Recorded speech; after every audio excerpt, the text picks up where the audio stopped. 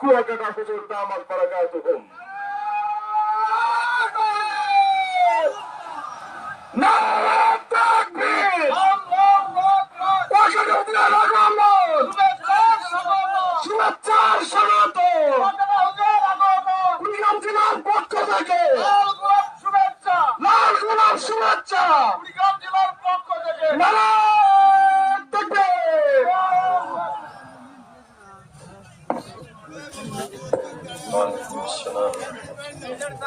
السلام عليكم ورحمة الله وبركاته. أستغفر الله الذي لا إله إلا هو الحي القيوم وأتوب إليه. لا حول ولا قوة إلا بالله العلي العظيم. ইখলাসের সাথে আমলের নিয়তে হেদায়েতের উদ্দেশ্যে নির্ধারিত সময়ের মধ্যে কিছু কথা বলা ও শোনার মতো তৌফিক যেন আল্লাহ রাব্বুল আলামিন আমাদের সকলকে দান করেন। সকলে বলি আমিন। আলহামদুলিল্লাহ আলহামদুলিল্লাহ ওয়া কাফা ওয়া সালামুন আলা وسلام على عباده الذين اصطفى أما بعد فأعوذ بالله من الشيطان الرجيم بسم الله الرحمن الرحيم إنما المؤمنون الذين إذا ذكر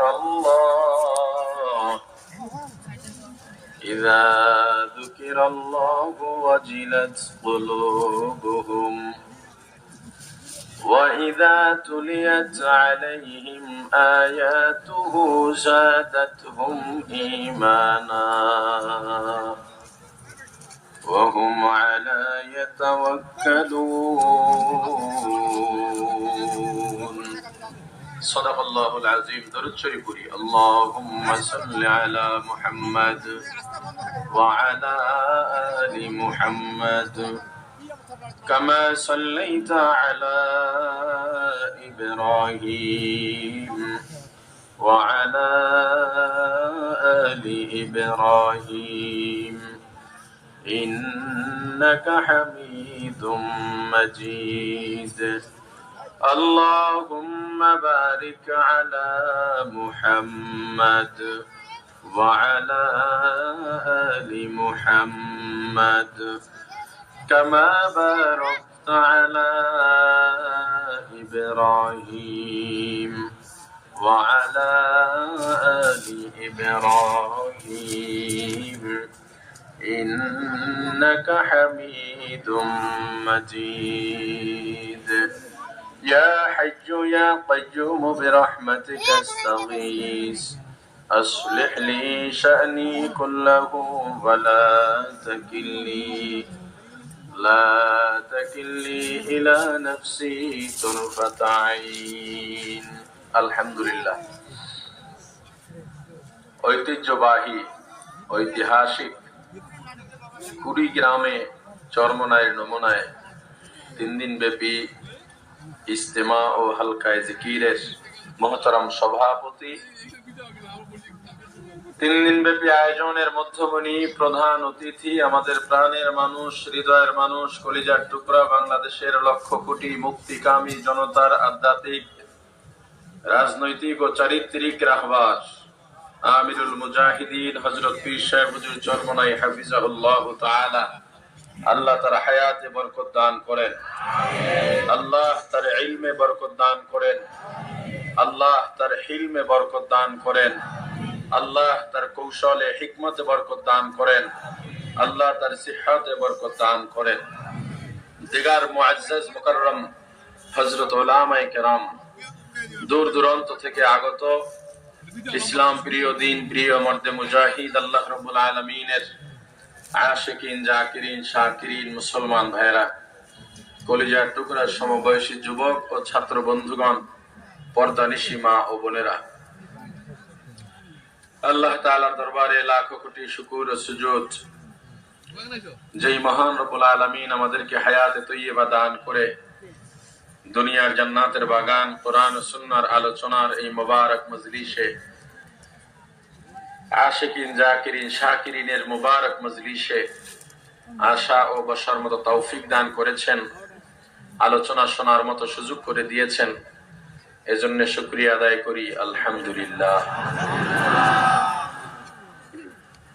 বহু বছর পর বাংলাদেশের প্রান্তিক এলাকা কুড়িগ্রাম ইজতেমায় আল্লাহ কবুল করেছেন। যদি বলি সিরেফ দোয়া নেওয়ার জন্য আসছি, দোয়া করবেন তো? তরতিব রক্ষা করা আদব, সে আদব রক্ষার্থে বসছি। বয়ান তো হযরত পীর সাহেব হুজুর করবেন।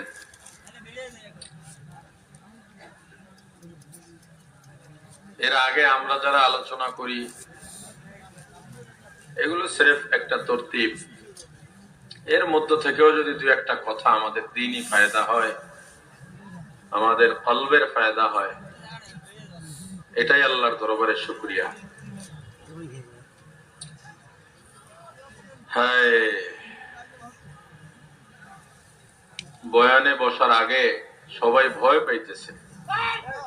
আমাদের কমিটির লোকজন চিন্তা করছে যে মিসবাই তো ডর ভয় রাইখে কথা কয় না,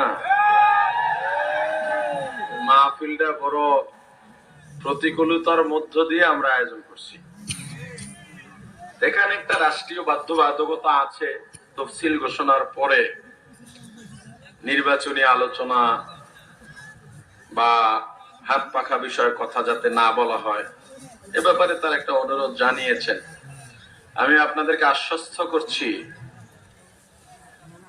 আইনের বাইরে কথা বলবো না, শরীয়তের বাইরেও কথা বলবো না।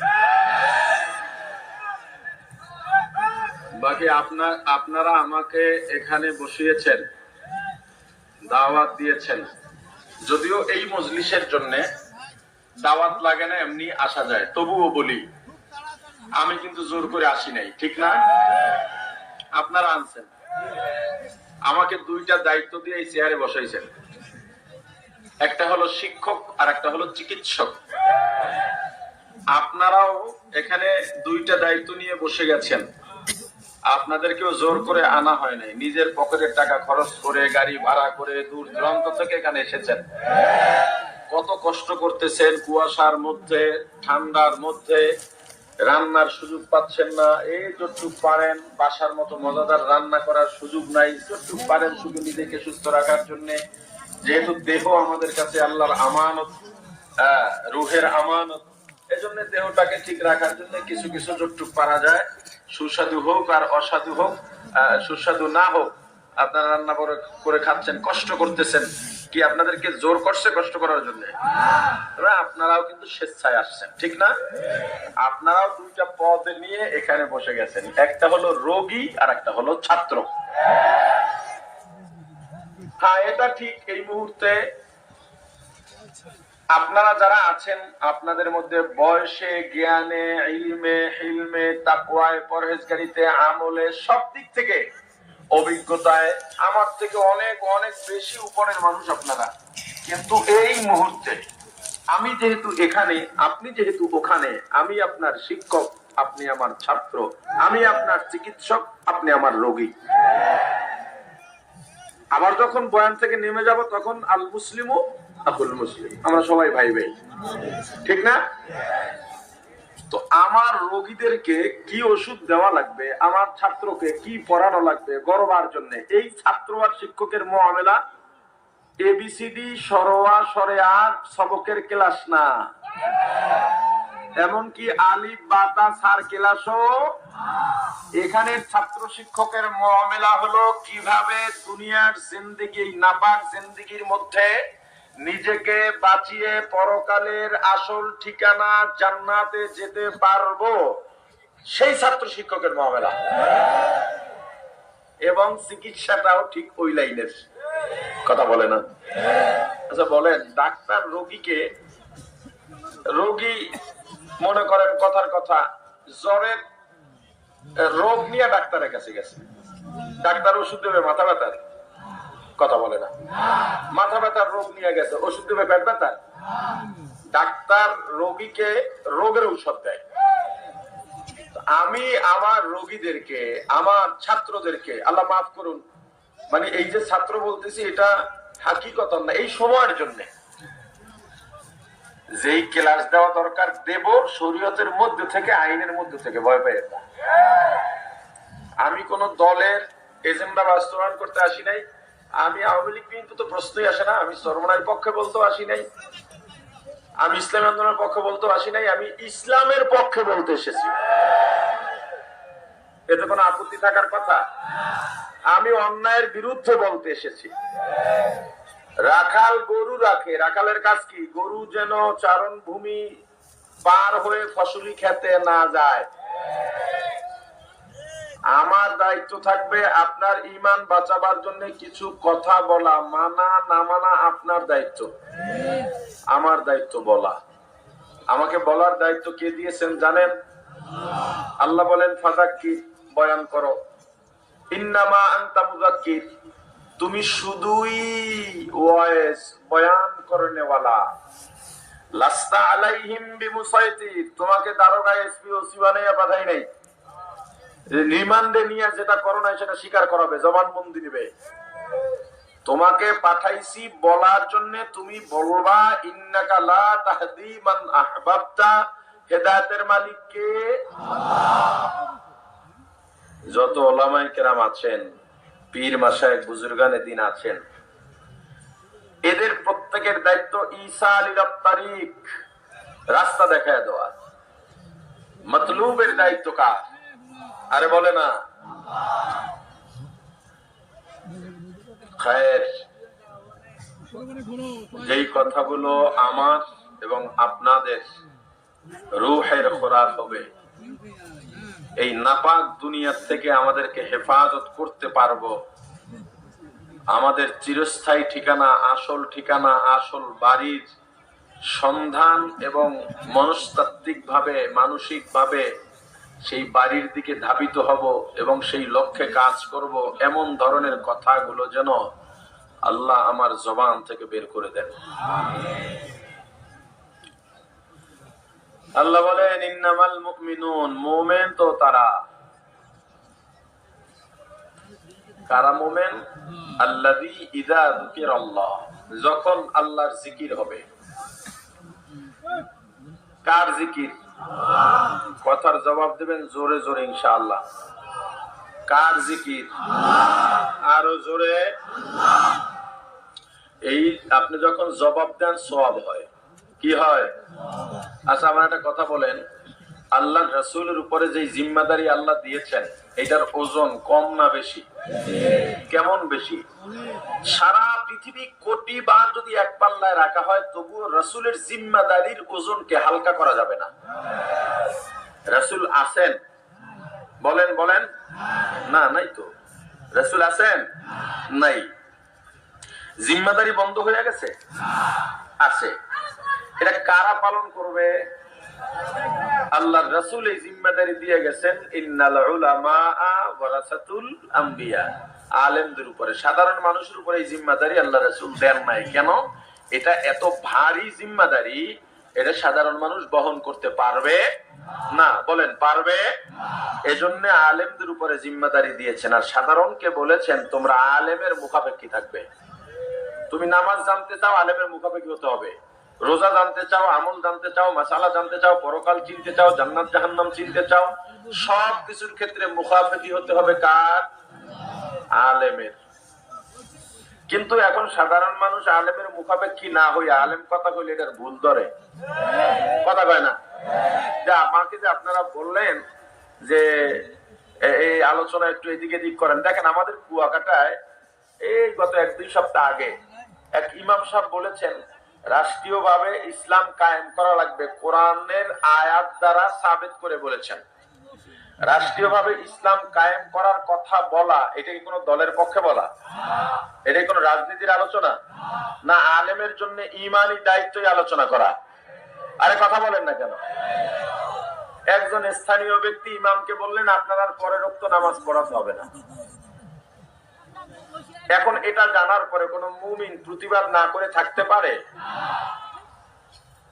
তো আমাদেরকে আপনারা রেস্ট্রিকশন দেন, ঠিক আছে, দলের নাম না বলে কথা বলতে, ঠিক আছে, আমরা মানি, কিন্তু আলেমদের সে তো ওলামায়ে কেরামের কথা, রাসূলের জিম্মাদারি পালন করবেই। আরে বলে না, পালন করবে কিনা? ইমাম সাহেব বললেন ইমান বাঁচাবার কথা, একজনে বাধা দিলেন, অথচ তুমি সাধারণ মানুষ, তুমি তো আলেমের কথার উপর কথা বলার কারণ কথা না, কারণ উনি তো নিজের থেকে বানায়া কথা বলেন নাই, উনি তো কোরআনের উদ্ধৃতি দিয়ে কথা বলেছেন, রাসূলের আদর্শ হাদিস দিয়ে কথা বলেছেন, সুন্নাহর ভিত্তিতে কথা বলেছেন। কি একটা আজব কাণ্ড কারখানা দেখেন। আপনি যখন ডাক্তারের কাছে যান, ডাক্তারকে ভিজিট দেন, ডাক্তার আপনাকে একটা প্রেসক্রিপশন দেয়, আপনি কি কোনোদিন ডাক্তারের বিরোধিতা করছেন? এই মিয়া, এই প্রেসক্রিপশন কেন দিলেন? এটা বলেন সবাই, বলছেন? আপনি কি করলেন? প্রেসক্রিপশন নিয়ে ফার্মেসিতে গেলেন, 1 মাসের ওষুধ ভাই, 1 মাসের ওষুধই দিয়ে দাও। 1 মাস ওষুধ সেবন করলেন, আপনি ভালো হন নাই, এরপরে কি ডাক্তারকে মারতে গেছেন? আপনি কি করলেন? আর এক ডাক্তারের কাছে গেলেন, উনি আগের ঔষধ কিছু রাখছে, কিছু বাদ দিছে, আপনি তখনও প্রশ্ন করেন নাই বাদ দিলেন কেন আর এগুলো রাখলেন কেন, বরং আপনি চুপচাপ আবার নতুন প্রেসক্রিপশন নিয়ে চলে এলেন, আবারও ফার্মেসিতে গেলেন, ওষুধ কিনলেন, খাইলেন। ইঞ্জিনিয়ার, আপনি বিল্ডিং করবেন, ডিজাইন করলো, সয়েল টেস্ট করলো, আপনাকে লেআউট দিয়ে দিল, আপনি রাজমিস্ত্রি ডাকলেন, বললেন ইঞ্জিনিয়ার যেখানে যেভাবে বলছে ওইভাবে তুমি বিল্ডিং করো, এই পিলারে যে কয়টা রড দিতে বলছে এর বাইরে দেবা না।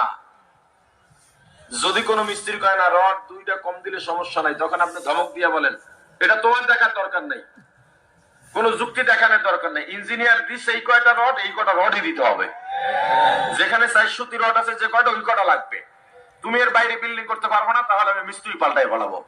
কথা বলে না? আপনি ইঞ্জিনিয়ারের ভুল ধরলেন না, ডাক্তারের ভুল ধরলেন না, কেন? আপনি ডাক্তার না। কথা বলে না? আপনি কি না? এজন্য ইঞ্জিনিয়ারের ভুল ধরেন, ডাক্তারের ভুল ধরেন নাই, ইঞ্জিনিয়ারেরও ভুল ধরলেন না, বরং বলছেন ইঞ্জিনিয়ার যা বলছে এর বাইরে কথা বলা যাবে।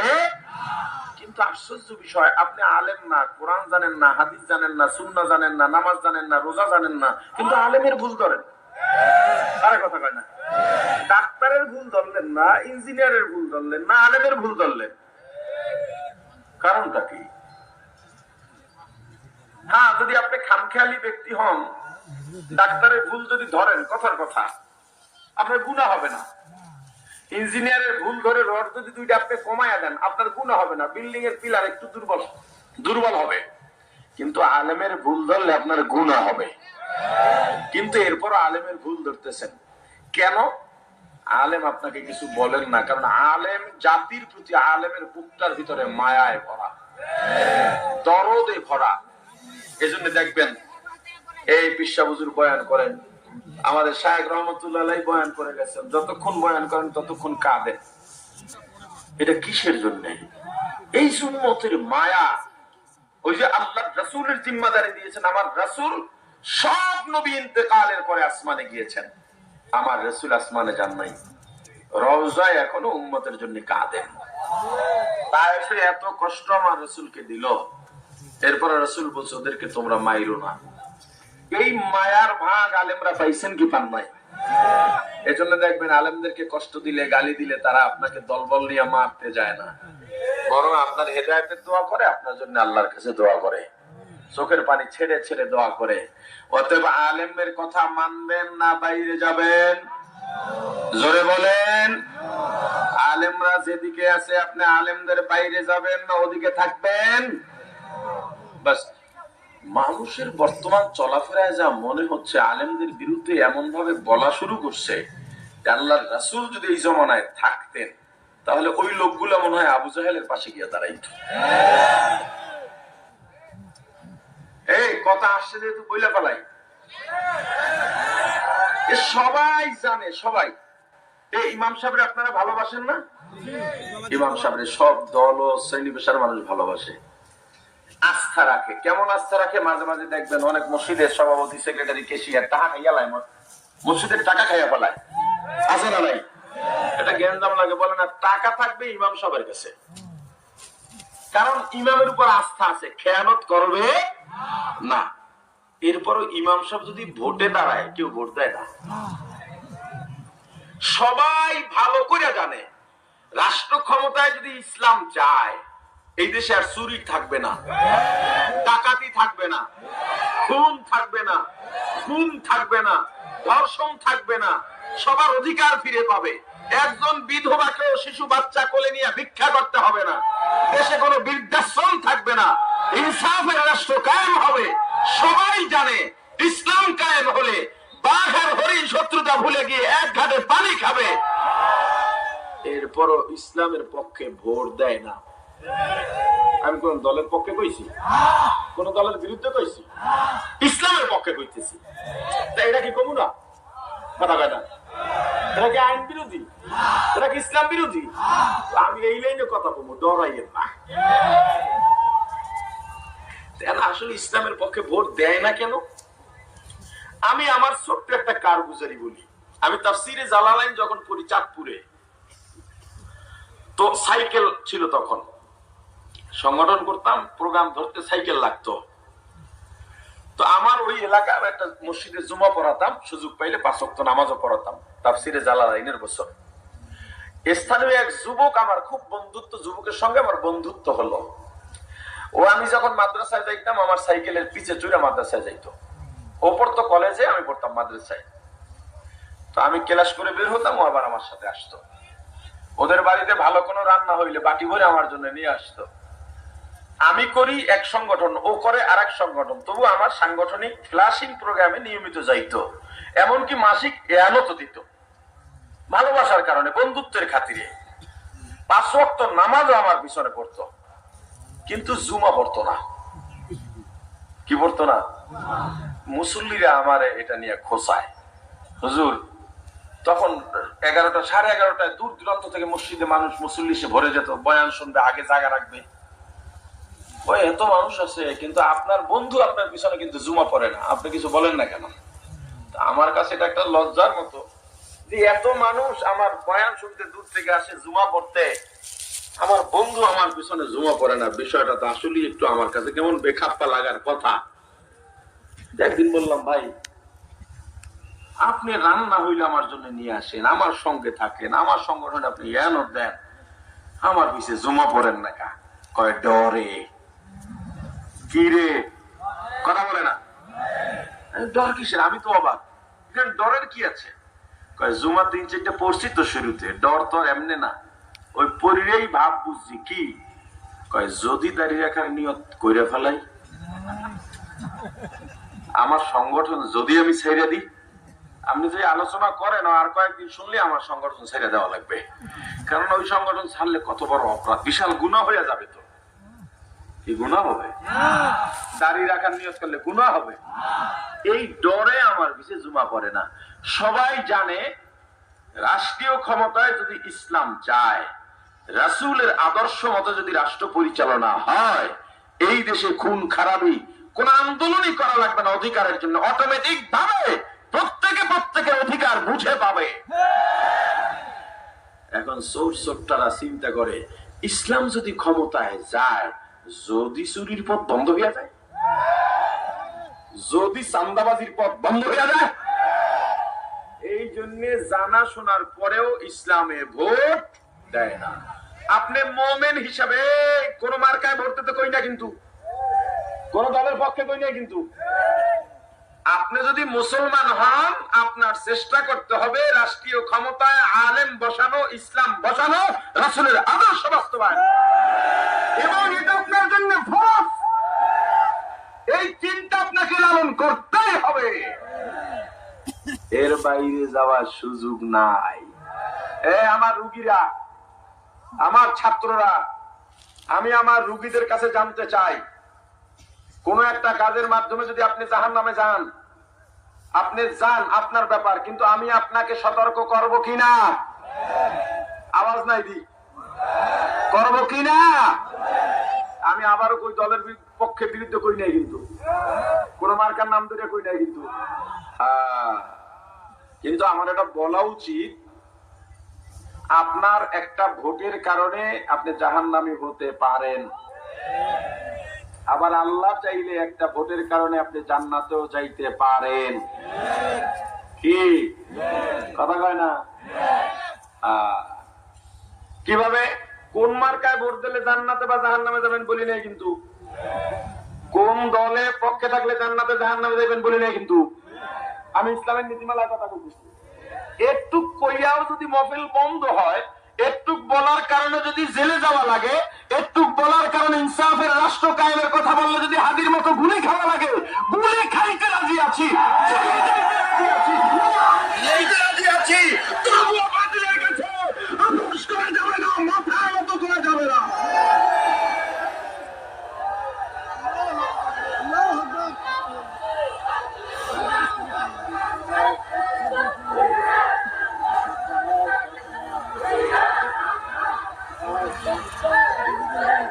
শোনেন, 50 জন বাংলাদেশের প্রথম শ্রেণীর সম্মানিত ব্যক্তিত্ব নাগরিকদেরকে টার্গেট করা হয়েছে। পীর সাহেব চরমনাই তার মধ্যে আছেন, শায়েখে চরমনাই তার মধ্যে আছেন। আজকে আমাদের আমির, আমাদের কলিজার টুকরা হযরত পীর সাহেব চরমনাইকে আমরা এখান থেকে বলতে চাই, আশ্বস্ত করতে চাই, কোন রক্তচক্ষুকে ভয় পাবেন না। যদি আমার জারি করা হোক, আমরা আপনার দাঁড়িয়ে আছি, আমরা আপনার পরে আছি, আপনার পিছনে আছি। আপনার দিকে বুলেট দিয়ে আসার আগে আমরা শাহাদাত বরণ করব, আমাদের বুকে আগে গুলি রাখবে, তারপর আপনার দিকে যাবে।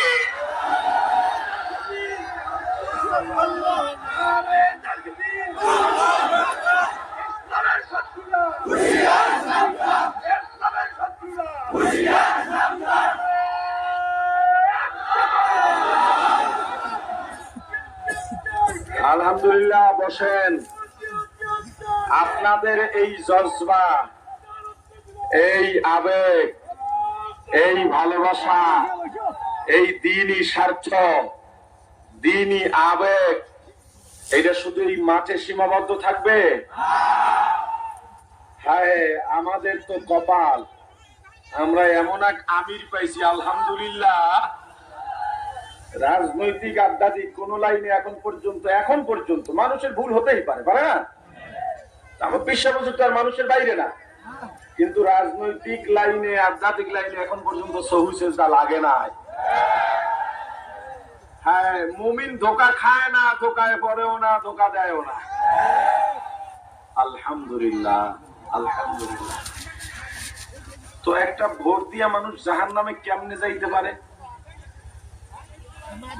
কিয়ামতের ময়দানে হাজী সাহেবকে আল্লাহ ডাকবেন, হাজী এদিকে আসো। 10 জন ব্যক্তি কিয়ামতের ময়দানে বিনা হিসেবে জান্নাতে যাবেন। 10 শ্রেণীর মানুষ, এর মধ্যে একজন আছে হাজী। কথা কেন? একজন কি? হাজী সাহেবরে আল্লাহ ডাকবেন, হাজী এদিকে আয়। এদের ভাবটা লয়ে যাইবে, জান্নাতি না, দুনিয়াতে বহু আমল করছে, টেনশন খুবই কম। কথার কথা, কিয়ামতে তো সবারই টেনশন থাকবে। নবীরা পর্যন্ত পাগলের মধ্যে দিক বিদিক ছুটবেন। আপনাদের বুঝাবার জন্য বললাম, অনেক আমলি মানুষ আমল করছে। আল্লাহ বলবেন, তোর পথ এদিকে, এদিকে জাহান্নামে। হাজী তো অবাক, আল্লাহ কি অপরাধে জাহান্নামে যাব? এত আমল করার পরে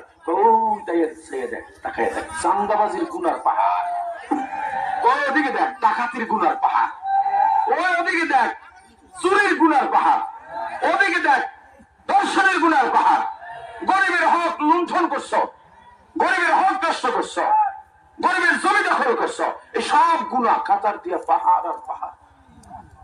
হাজী বলবে, আল্লাহ 5 ওয়াক্ত দূরের কথা, তাহাজ্জুদ কামাই দিই নাই, ইশরাক আওয়াবিনও কামাই দিই নাই, এমনকি শাস্তের নামাজও কোনোদিন কাজা হয় নাই। সবসময় জিকির আজকার করেছি, দরুদ পড়েছি, ইস্তেগফার করেছি, তেলাওয়াত করেছি। ও আল্লাহ, রমজানে বাইতুল্লাহ মসজিদে নববীতে ইতিকাফ করেছি, দান সদকা এমন পরিমাণে করছি, আল্লাহ সম্পদ তো কম দেন নাই।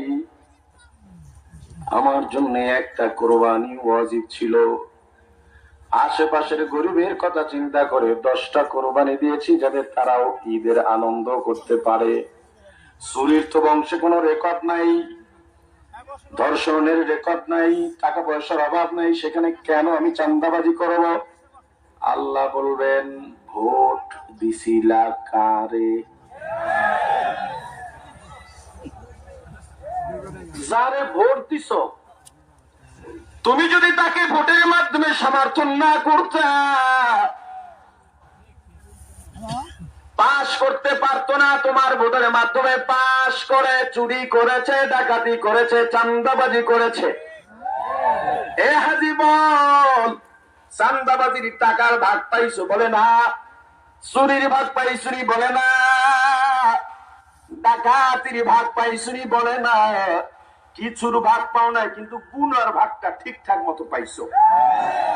এই যে এখনো বেইনসাফ করা হয় নাই। তুমি একটা ভোটের কারণে চুরির গুনাহ পাইলা, ডাকাতির গুনাহ পাইলা, যাও তোমার ফয়সালা জাহান্নাম। আবার একটা ভোটের কারণে আল্লাহ চাইলে জান্নাতেও যাইতে পারেন, ভোট দিলেই জান্নাতে যাবে এমন না, এটা উসিলা হিসাবে সামনে আসতে পারে। কিভাবে? ভোট কেন্দ্রের গোপন কক্ষে গিয়া তুমি ইসলাম কায়েমের জন্য আল্লাহকে বললা, আল্লাহ আমার হাতের থেকে বেশি শক্তি নাই, ইসলাম কায়েমের জন্য রাষ্ট্রীয় ভাবে আমার রাসূলের আদর্শ বাস্তবায়নের জন্য আমি ভোট দিলাম।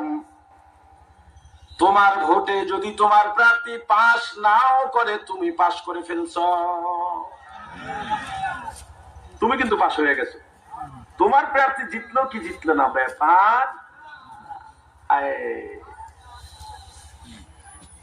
আমার রাসূলের আদর্শ বাস্তবায়ন করার জন্য যারা চেষ্টা করবে, কিয়ামতের ময়দানে তারা রাসূলের সুপারিশের কাতারে দাঁড়াইতে পারবে।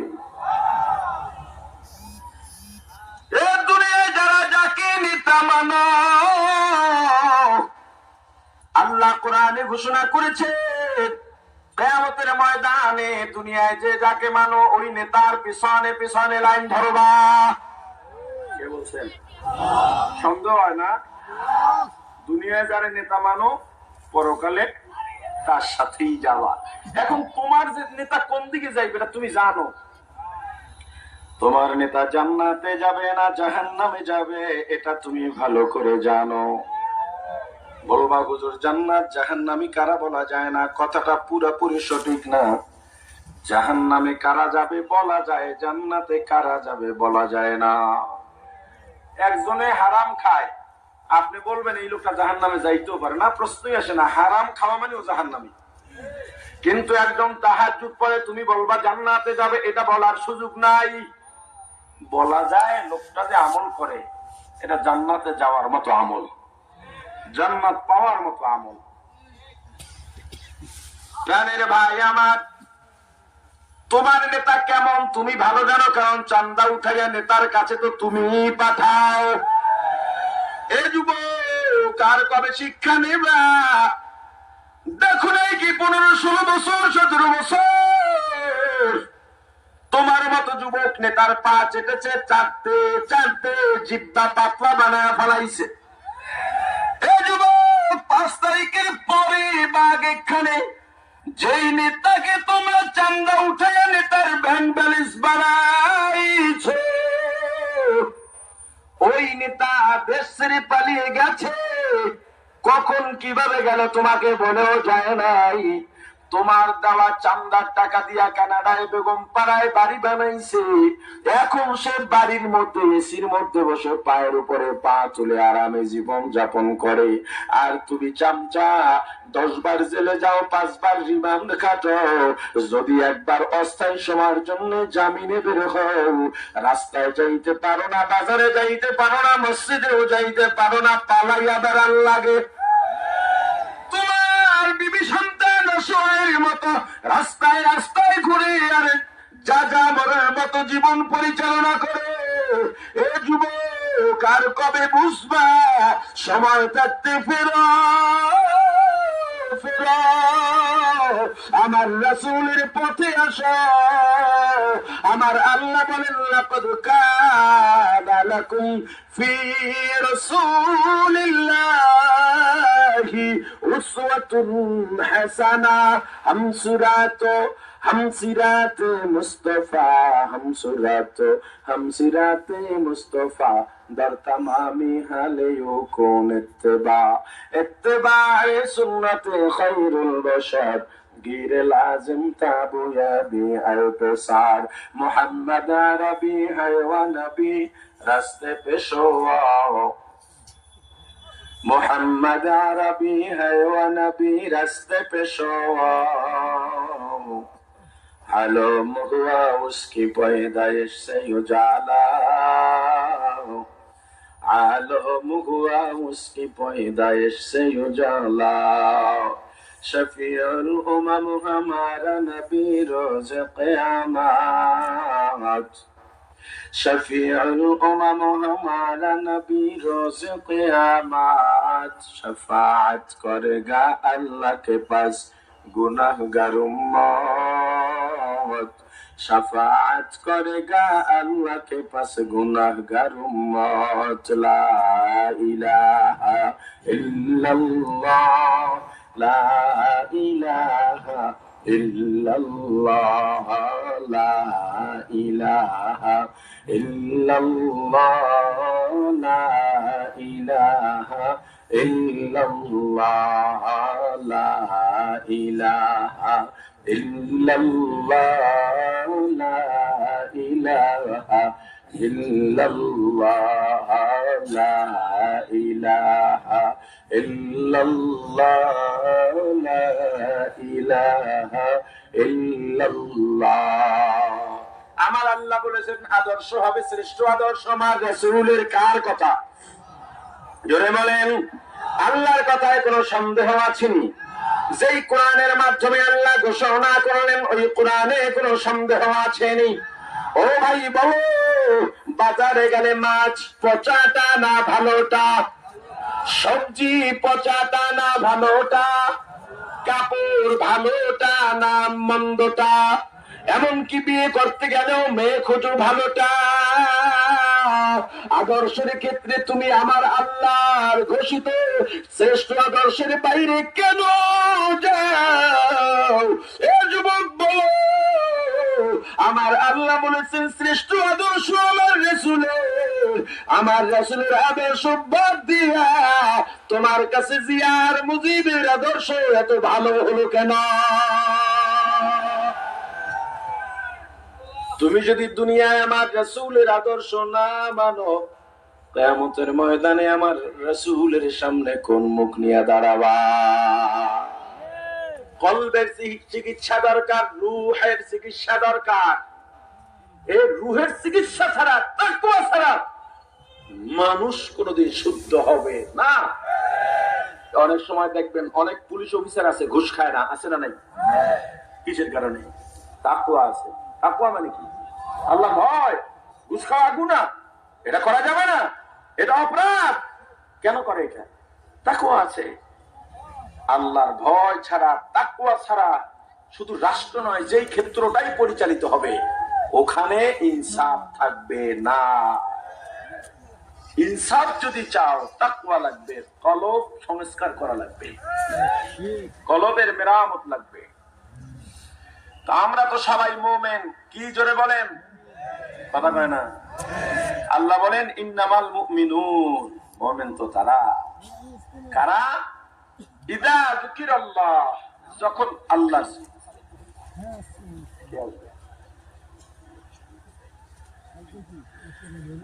হ্যাঁ হ্যাঁ চলার কথাই কইছে, সমস্যা নেই।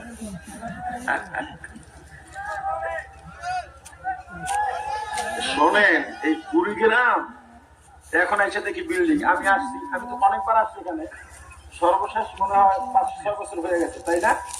তখন দেখছি এই সিটের টিনের ঘর, আইসা বসার জায়গা পাইনি, খাওয়ানোর মতো ভালো কোনো, আমরা গেলে যেমন মানুষ একেবারে খুব খাবার দাবার দেয় তাও পাইনি।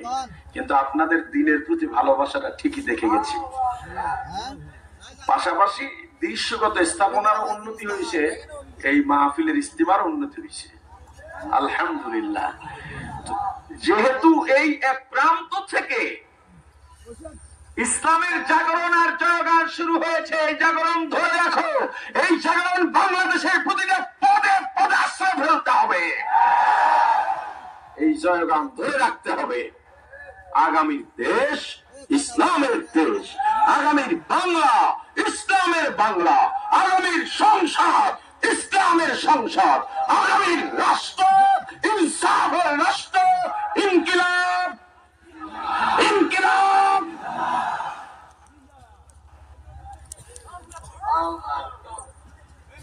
আলহামদুলিল্লাহ আলহামদুলিল্লাহ। মুমিন তো তারা কারা, ইজা যুকির আল্লাহ, যখন আল্লাহর জিকির হবে। কার জিকির?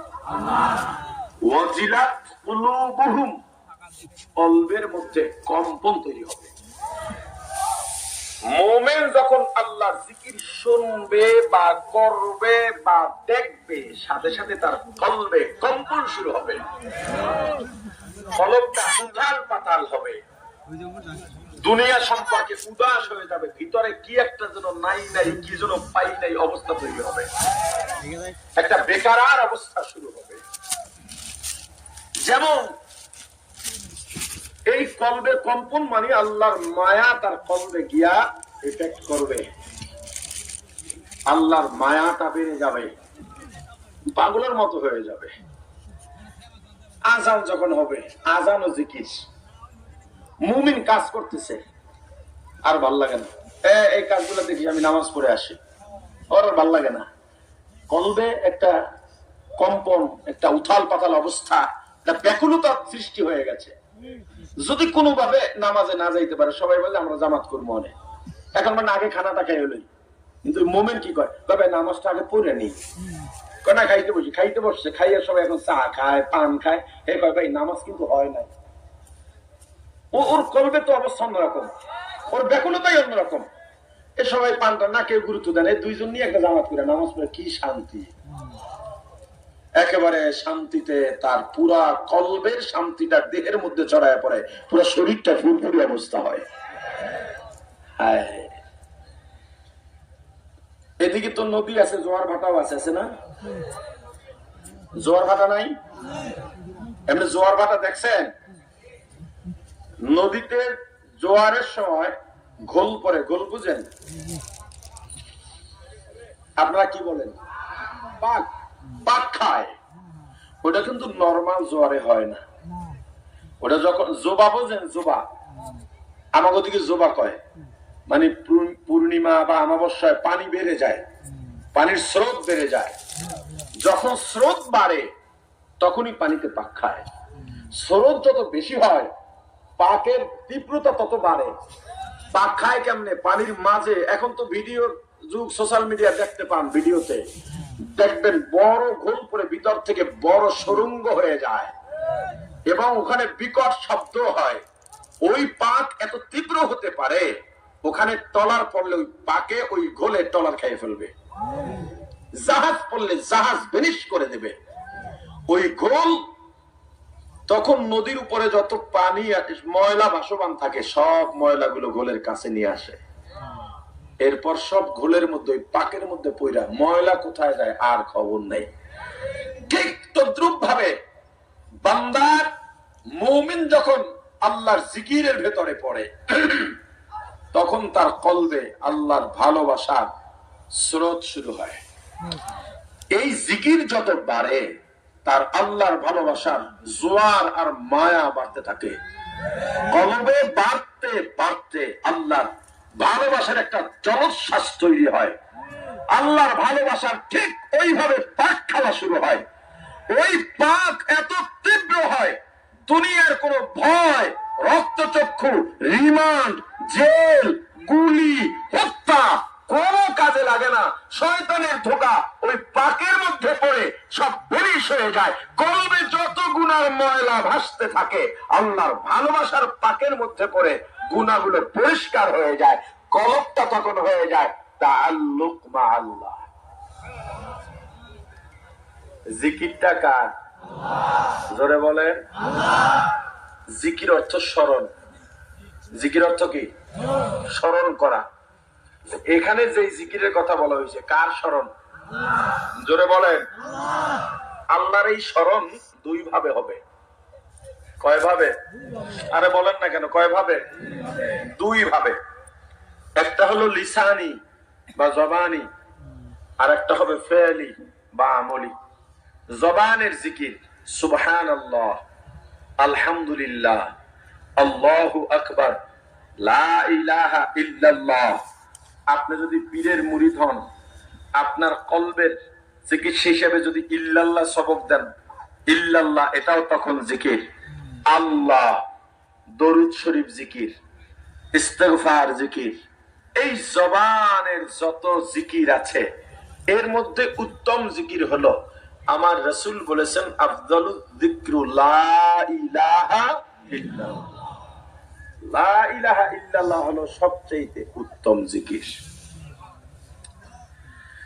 আর একটা উত্তম জিকিরের কথা আমার রাসূল বলছেন আফদালুত তিলাওয়াত, আফদালুয যিকরু তিলাওয়াতুল কুরআন। আও কামা ক্বালা নবী আলাইহিস সালাতু ওয়াস সালাম, উত্তম জিকির কোরআনের তেলাওয়াত। এই দুটো হলো সব জিকিরের উত্তম জিকির, বাকিগুলাও জিকির। এখন এই যে জিকিরের আয়াত আল্লাহ বললেন, এটা শুধু যারা পীরের মুরিদ তাদের জন্য, কথা বলে না, সরমনাইওয়ালাদের জন্য না, যারা মুমিন দাবি করে সে যেই দলের হোক যেই ফেরকার হোক সবার জন্য। কথা বলেন না কেন? সবার মাঝে কি জিকির দেখেন? জিকির একটা ছোট্ট আমল, এটা ঠিক। যেমন গতকালকে তো শুক্রবার গেল, যাত্রাবাড়ি মাদ্রাসায় মসজিদে জুমা পড়বো। জুমার আগে মাঠে আমার দুই ছোট ভাইয়ের সঙ্গে দেখা, আমার সঙ্গে চলাফেরা করে, আমার খুব আদরের, যা বলি মানে শোনে, আলেম হইছে। একজনের মাথায় টুপি নাই, আর একজনের মাথায় টুপি যে ক্যাপ আছে না, বারান্দাটা কাটতে এরপরে দিছে। আমি বললাম, আদরের সুরেই বললাম, তোমরা আলেম হইছ, তোমাদের সুরাত এমন হবে কেন? তোমার মাথায় টুপি নাই কেন, আর তোমার মাথায় এই টুপিটা কেন? এটা তো হবার কথা ছিল না। কথা ছিল তোমরা আলেম হইছো, তোমরা এমন ভাবে চলবা সাধারণ পাবলিক যারা আছে বা গায়েরে আলেম যারা, তারা তোমাদের দেখে তোমাদের বেশ দরবার রাসূলের সুন্নতের ভিতরে আসবে। কিন্তু এখন হচ্ছে তোমরা এই সময় যারাই আলেম হয়ে বের হচ্ছ, এর বড় একটা অংশ তোমরা টুপি বাদ দিয়া তাদের মতো হবার চেষ্টা করতেছো। মাদ্রাসায় পুরা লাভ কি? এখন মাথা নিচু করে দাঁড়ায় রয়েছে। আমি বললাম, মনে মনে হয়তো ভাবতেছো যে হুজুর টুপি তো বড় কোনো ব্যাপার না। হ্যাঁ, তোমাদের কথা সত্য, পৃথিবীর কোনো মুফতি নাই টুপিকে গুরুত্ব বানাইতে পারবে মাসালা দিয়ে, এটা দিলেও সই না দিলেও সই। কিন্তু টুপি ছোট্ট আমল, তবে বিশাল এক প্রভাব আছে। কথা বলে না? কি আছে? প্রভাব আছে। কেমন প্রভাব? এই টুপি যারা মাথায় দেয়, সিনেমায় যাইতে পারবে মাথায় দিয়া, টিভিতে বসতে পারবে, জুয়া খেলতে পারবে, তাস খেলতে পারবে। তাহলে আমল ছোট কিন্তু প্রভাব বেশি না কম? অনেক বেশি। জিকির আমল ছোট, আপনার কাছে মনে হইতে পারে জিকির না করলেও তো গুনাহ নেই, এটা মুস্তাহাবি আমল, সুন্নতে জায়েদার আমল, কিন্তু এটার প্রভাব এত বেশি। জিকির যার কলবে আছে, জিকির যেই বান্দা করবে বা করে, ওই বান্দা এত বেশি প্রভাবিত হয়, ও আল্লাহ ছাড়া আর কিচ্ছু বোঝে না। আরে কথা বলে না, আল্লাহ ছাড়া কিছু। দেখবেন মানুষ কেউ যায় ধান কাটে, গল্প গুজব করে, যেই মুমিন যার কলবে আল্লাহর মায়া আছে, মুহাব্বত আছে, ও ধান কাটে আর গুনগুনায়া জিকির করে আল্লাহ আল্লাহ আল্লাহ। ও নদীতে যায় মাছ ধরার জন্য যায়। অনেকজন আছে নামাজে নাই, কেউ লুডু খেলে, কেউ বিড়ি সিগারেট টানে, গল্প গুজব করে। কিন্তু ওই মোমেন নৌকার গলিতে, টলারের গলিতে কোমরে গামছাটা খুলে যায় নামাজ বিছাইয়া, ওই নৌকার গলিটাকে মসজিদ বানাইয়া নামাজ আদায় করে আর আল্লাহর দরবারে কাঁদেন, ও যখন জিকিরে বসে জিকির করতেও মজা লাগে, জিকির যত করে তত করতে ভালোবাসে, আরো করতে মজা পায়। ওরে আমার ভাই, এই যে জিকিরের একটা পাওয়ার আর প্রভাব, তুমি যত বড় পাথর দিলওয়ালা মানুষ হও না কেন, যখন তুমি নিরিবিলি জিকিরে বসে যাবা, মাঝে মাঝে ঘরের দরজাটা বন্ধ করে সবাই যখন ঘুমায় যায়, তুমি ঘরের দরজাটা বন্ধ করে দাও, আলাদা এক রুমে গিয়া বাতিটা বন্ধ করে 2 রাকাত নামাজ সুন্দরভাবে আদায় করে এরপর একটু জিকির করে দেখো। দুনাল জাহরি এর ব্যাখ্যা অনেকে করে জোরে জিকির জায়েজ নাই, ব্যাপারটা এমন নয়। আমরা যে সাধারণ ভাবে কথা বলি, দেখা সাক্ষাৎ হলে সালাম কালাম, এই যে আওয়াজ, এই আওয়াজের থেকে বেশি আওয়াজকে জেহের বলে। ওইভাবে চিল্লায় না, সাধারণ ভাবে আওয়াজে গুনগুনায় আমার আল্লাহর একটু জিকির করো, মনটা লাগায়া নিজের জীবনের যত গুনাহ আছে গুনাহগুলো তখন সামনে হাজির করা। তুমি যত বড় অমানুষ হও না কেন, হাঁটা চলায় তো গুনার কথা মনে পড়ে না, কিন্তু যখন তুমি একটু বসবা, মনটাকে স্থির করে নিজের জীবনের গুনাহগুলোর সামনে হাজির করবা, দেখবা নিজেকে আর মানুষ মনে হয় না, মাথাটা নত হয়ে গেছে। আমার এত গুনাহ, এত গুনাহ, এত গুনাহ, এই গুনাহ নিয়ে আমি অহংকার কেমনে করি, আমার মাথা উঁচু করে কেমনে দাঁড়াই, আমার তো আর দাঁড়াবার সুযোগ নাই। দেখবা আল্লাহর দরবারে তুমি চাইবা, ক্ষমা চাইবার 2 চক্ষু দিয়া পানি পড়া শুরু হয়ে যাবে, আর নিজের কাছে মনে হবে আল্লাহ আমার চেয়ে বড় গুনাহগার আর কেউ নাই, আমার যে গুনাহ, এই গুনাহ দিয়া মাপ পাওয়ার কোনো সুযোগ নাই। তবে আল্লাহ, আমি যত বড় গুনাহগার হই না কেন, আপনার দরজা ছাড়া যাওয়ার কোনো জায়গা নাই। আমি যত বড় নাফরমান হই না কেন, আপনার দরজা ছাড়া যাওয়ার জায়গা নাই। ও আল্লাহ, আমি যত বড় অপরাধী হই না কেন, আপনার দরজা ছাড়া যাওয়ার জায়গা নাই। এইভাবে জিকির করতে করতে করতে করতে কলবটাকে যখন তুমি একটু তৈরি করতে পারলা, তখন দেখবা তোমার আল্লাহকেই খুঁজতে মনে চাই। যত কাজ করবা, কাজের মধ্যে তোমার খেয়াল থাকবে এই কাজে আমার আল্লাহ রাজি ও খুশি আছেন কিনা। যেখানে আল্লাহ বেজার, সেখানের ধারে কাছেও তুমি যাইবা না। তখন তুমি শুধু আল্লাহকে খুঁজবা, গাছের দিকে তাকাইলেও তখন আমার আল্লাহকে দেখতে পাইবা, মাছের দিকে তাকাইলে আল্লাহকে দেখতে পাইবা। ফাইনামা তুওয়াল্লু ফাতাম্মা ওয়াজহুল্লাহ। বান্দার তখন দুনিয়ার খেয়াল নাই, পরিমাণের বাইরে দুনিয়া নিয়ে চিন্তাও করে না, সন্তান স্ত্রীর জন্য, আত্মীয় স্বজনের জন্য পরিমাণের বাইরে দুনিয়া নিয়ে চিন্তা করে না। তার একটাই ভিতরে চাওয়া, আমার আল্লাহ কেমন, আমার আল্লাহ কেমন। কিয়ামতের ময়দানে সবচাইতে আকর্ষণীয় হবে সরাসরি আমার আল্লাহকে দেখা। এবার বান্দা আল্লাহর ভালোবাসা এত মশগুল হয়ে যায়, আল্লাহ বলেন হুয়াল্লাযী আনজালা সাকিনাতা ফি কুলুবিল মুমিনিনা লিয়াজদাদু ঈমানান মা ঈমানিহিম। বান্দার হালত যখন এমন হয়, আল্লাহ বান্দার কলবে, মুমিনের কলবে আল্লাহর সাকিনা ঢালেন, আরো মুহাব্বত ঢেলে দেন, রহমত বরকত ঢেলে দেন।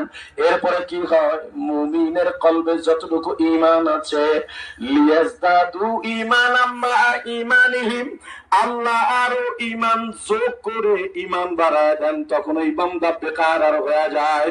এবার আল্লাহকে তালাশ করা শুরু করে, আমার আল্লাহকেই লাগবে, ভাবতেও ভালো লাগে, আল্লাহর জিকির করতেও ভালো লাগে, নামাজে দাঁড়াইলেও ভালো লাগে। আমার দয়ার মাওলার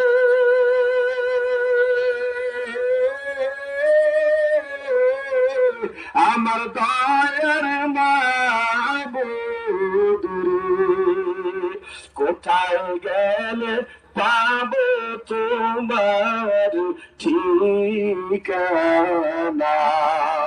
কোথায় গেলে পাবো তোমার ঠিকানা। তোমাকে এবার আসে